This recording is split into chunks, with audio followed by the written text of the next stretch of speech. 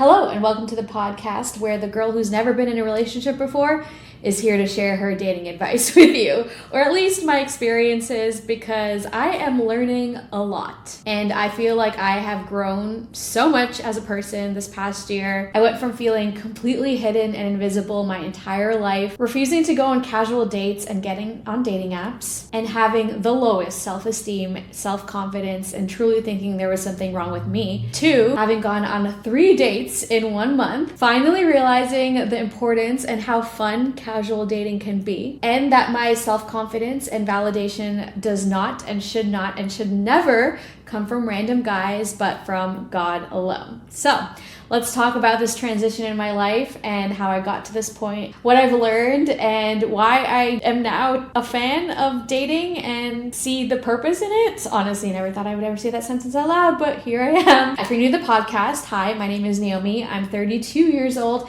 and I've never had a boyfriend before. And that has been a pain point, something I was so ashamed of, and something that I really allowed to define me for most of my life. I, like the name of this podcast, have been a hopeful, or I guess a more common name is hopeless romantic my entire life. Loved rom-coms, loved reading romance novels, and truly dreamed of like a Hallmark meet cute or relationship. As a woman of faith, as someone who loves and has a relationship with God, I truly believe that He was going to provide for me the perfect guy on a silver platter in His perfect timing. And because of that, gave me a little bit of comfort and purpose to why I was never being pursued. Because that's the thing, like, it's not like there were guys lining up asking me out and I was rejecting them all. No, I felt so unseen because no one was asking me out.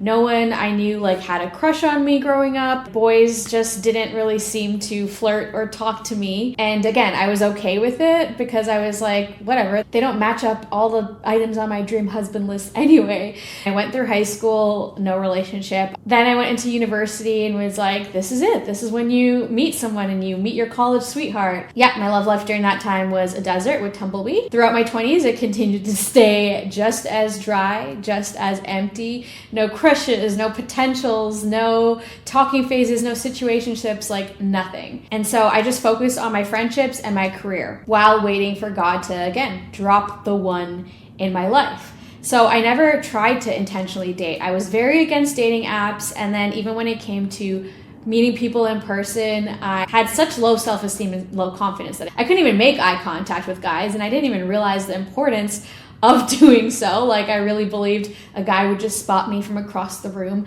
walk up to me, say I'm the most beautiful girl he's ever seen. We would go on a first date that is amazing, that lasts like 12 hours, and quickly progress our relationship to marriage. But I read a book 2 years ago called How to Get a Date Worth Keeping that kind of rocked my world and totally shifted my mindset with the whole, there's one soulmate out there, it's going to be a one and done kind of relationship. And it made me realize, or it tried to convince me of, the importance of casually dating. And other friends would also tell me, like, no, you need to go on dates with guys, even if they don't match up every single thing you're looking for, even if they're not like the perfect Christian guy. Like, go on dates to get used to talking to guys. Go on dates to figure out what type of personality traits you like, what you can bring to the table, and just practice. But it took me 2 years to finally see the purpose in that and how the book and my friends were all kind of right. Because in the last month, I went on 3 dates and I am like the most confident I've ever been. And what's crazy and beautiful to see is that that confidence does not come from those guys, but it comes from God alone, and how He has revealed to me who I am, how I've been created, how I'm wonderfully made. Because if it was up to those guys, my self-esteem would be at its lowest because none of them asked me out on a second date.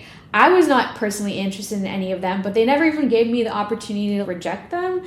And so that probably definitely would have made me crumble in the past. And I would have spiraled and been like, it's because of my skin, or I'm not attractive enough or funny enough and all of that. But instead I'm like, I am so confident in who I am and what I bring to the table that I'm like, my light was too bright for them, or they realized I was too good for them, or my friends was just like, maybe they actually wanted to go on a second date with you, but you were just giving total friend zone vibes, which fair enough, because I did actually call a guy dude 5 times on one date. So yeah, the first 2 dates are guys that I met in real life, which I know, shocking. It feels like God took the invisibility cloak off of me, or more so I took it off myself, because when I look back, I think a part of that invisible feeling was me not smiling, making eye contact, being open. Even my friends were saying when I was in group conversations with guys, I would turn into the Homer Simpson meme and just retreat into a shell of a human being who was not me. But now I think that I am more intentional about dating, and again, more confident in who I am. I'm able to be more open with my body language. Eye contact I'm working on, like I can do 1 to 2 seconds, but I'm trying to work my way up to the 3 to 5 that I think actually gives a guy a signal that you're interested in them. So yeah, in the past 2 months, I've been approached by 3 guys in real life. And for the first 2, when they asked me out, I had a literal panic attack. I started freaking out, crying, hyperventilating, just scared of, I guess, this change in season. Before I would cry about not being asked out on dates, and now I was crying that I was being asked out on dates. But again, you cannot grow unless you're uncomfortable. So I pushed through the fear, I showed up, I had a great time, like it wasn't awkward, it wasn't weird. I was able to prove to myself that I can hold a conversation for 4 hours. Yeah, my first intentional date was 4 hours long. And now I'm at a point where I'm like, okay, it's fun. I can see the fun in it. The last date that I went on was actually through a dating app. It's called The League, so it's not Hinge or Bumble. This one kind of feels like a scam when you first sign up because you have to pay for every little thing. But the part that is free is they match you with 3 to 5 people a day, and then you just say yes or no. So because I think it's very limited and guys are only seeing like 3 to 4 girls a day, they are more inclined to actually ask you out. I was on Hinge for a week and never got asked out on a single date. And on The League, I already had like 2 guys ask me out, and they were very intentional about it and quick, which I love. A big barrier behind why I was so against dating apps was because I personally have a dysphoria between how I look in pictures and videos versus in real life. You can't really tell through video, but I have a lot of acne scars, like deep scarring, and still some active acne. And that's been a huge source of my insecurity. Like, why am I 32 years old and still dealing with this? You know, it's just my cross to bear. But I truly let that affect how I think others see me. And so I was afraid that I would show up on this date and the guy would be like, ew, like you don't look like your picture. But I showed up and he's like, you look so nice. I think something along the lines of that. The date went well, and now I'm like, okay, I can do this. I can do this. Also, I think another big factor to my increased self-esteem is the people I've surrounded myself with.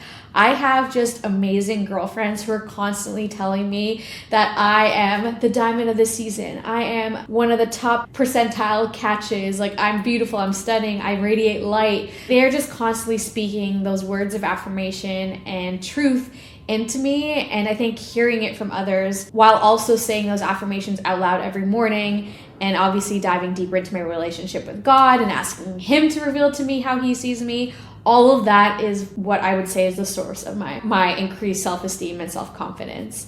And so that is currently where I'm at. I am finally, truly, intentionally dating. I have another date lined up through The League in 2 weeks. He's like out on a work trip, so there's that. And I'm just constantly trying to go out and be better with making eye contact and smiling at people. And I'm really just, again, trying to see guys as just normal human beings, like sons of God. And that smiling at people makes the world a better place. Like, it doesn't have to be flirty and weird. It can just be like a friendly Southern hospitality type of smile in Southern California. One thing that I'm also learning on this dating journey is to let go of the list, because I have a very extensive dream husband list, which I can share in a future episode if you guys want to hear it. But I did go on a date with a guy who met a lot of the requirements on that list, like good job, successful, driven, dresses well. But going on the date, there was absolutely no like romantic spark or just connection. And I didn't see it growing either, which made me reconsider 2 things: the list, and then also if the spark is a real thing, because I hear from a lot of people that it's not in the beginning for most people, that it's something that actually just grows, and to always give a guy at least 3 dates before you make a decision. Not that any of the guys I've gone on dates with have even given me the choice, because like I said, They didn't even ask me out on a second date. And I think that's something that I just need to own and share, because even that I do see as God's protection in a way, protecting my heart and even like my emotional boundaries. I don't know. If there's one thing I just want to get across during this podcast episode, is that if you've never been in a relationship before, if you've never gone on dates before, if you feel like you've been hidden and invisible your entire life, know that that does not at all affect your worth or your value. And I do truly see it as protection. Like now looking back, I'm like, if I was in a relationship in high school, in college, in my 20s, I would have given up a lot of my morals and values. I would have not been able to grow and develop and discover who I am without the influence of someone else. And I guess this is being in your 30s. Like I really am just more sure of who I am, sure of what I want, confident in the future, excited for the future, because my 20s did not feel like that. They felt like a hot mess. But just know that you are so worthy, and that there is going to be a guy who sees you for who you are and loves you exactly the way that you are. That's one thing that God has really revealed to me, that I am worthy as I am. Whereas before I would think like I'm worthy to go on a date once my skin clears, or once I lose a certain amount of weight, or once I look like this. But truly, who I am and how I am right now is how the perfect guy out there is going to see me and be like, yep, she's perfect for me. Another thing that I've also been grappling with is the idea and concept of a soulmate. In the Christian world, we don't believe that there is specifically one person created for us, because that would take away from our free will and our choice. And I think that there are different options that are introduced in our lives, and it's up to us to discern with God whether this guy might be the right partner for you, but it doesn't mean he's the only partner for you. And so that's something I'm also coming to realize, because a part of me is like, what if I missed out on the one because I was not making eye contact, or because I was in my little insecure season? But truly, you cannot miss what God has meant for you. And that is a quote that I try to lean on and remember as I go through this season of singleness, which I hope is ending soon. Because another quote that I love is, sometimes God takes a really long time to move all of a sudden. And I'm just hoping that all of a sudden my season of singleness ends and I can start the new one. So thank you so much for tuning into this week's episode. I'm going to have more guests on future episodes. If there's specific topics you want me to talk about, questions you want answered, please do let me know. And again, thank you so much for your support and for even following along on this journey. Bye for now.